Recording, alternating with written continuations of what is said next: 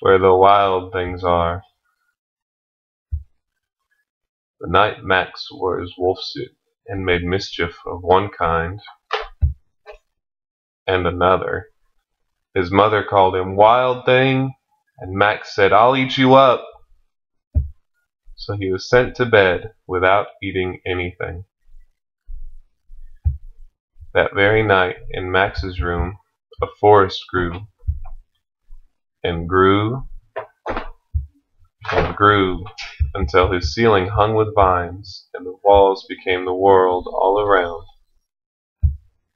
And an ocean tumbled by with a private boat for Max, and he sailed off through night and day, and in and out of weeks, and almost over a year, to where the wild things are.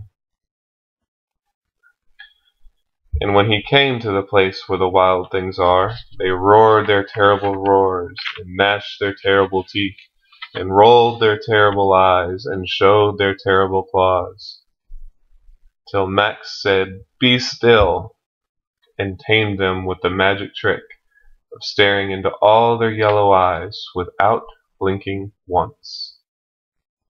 And they were frightened of him, and called him the most wild thing of all, and made him king of all wild things. "And now," cried Max, "let the wild rumpus start."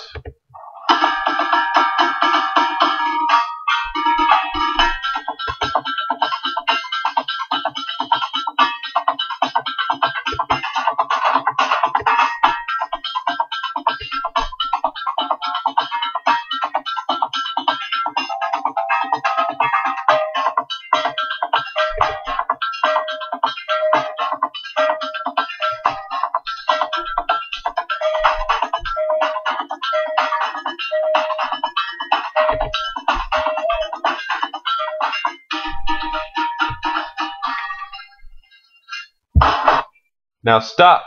cried Max, and sent the wild things off to bed without their supper.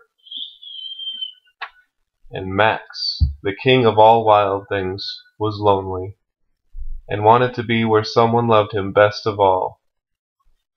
Then all around, from far away across the world, he smelled good things to eat.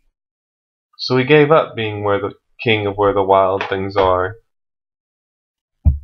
But the wild things cried, "Oh, please don't go.